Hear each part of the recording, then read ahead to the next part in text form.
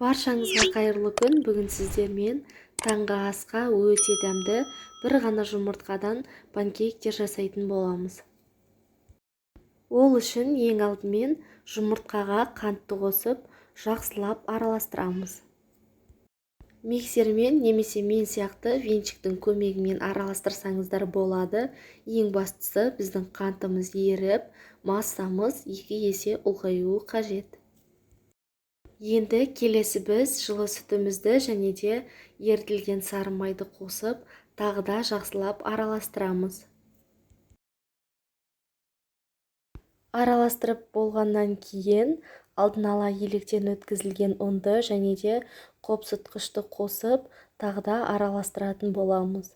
Ұнды бірнеше бөліктерге бөле отырып қосамыз. Сонда біздің панкейктеріміз көтеріліп, әдемі болып шығатын болады.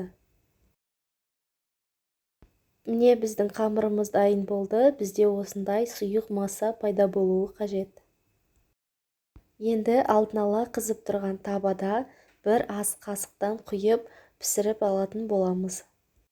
Байқасаңыздар, біздің панкейктердің бетінде тесіктер пайда болды. Бұл біздің панкейктердің піскенін білдіреді, яғни аудара берсеңіздер болады. Бұл шамамен 1 минуттан кейін пайда болады. Ал екінші беті өте тез піседі. Қалған панкейктерімізді де дәл осылай пісіріп аламыз.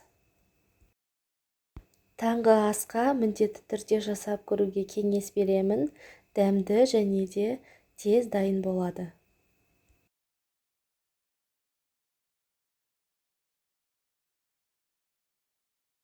Осымен біздің таңғы асқа арналған өте дәмді панкейктеріміз дайын болды. Кез келген тосаптармен немесе мен секілді шоколадпен ұсынсаңыздар болады. Дәл осы рецептпен жасап көруге кеңес беремін. Видеоны соңына дейін көргендеріңіз үшін рахмет. Каналға тіркелмеген болсаңыздар тіркеліп, лайк басып, пікір қалдыруды ұмытпаңыздар. Алдағы уақытта көптеген рецепттермен бөлісетін боламын.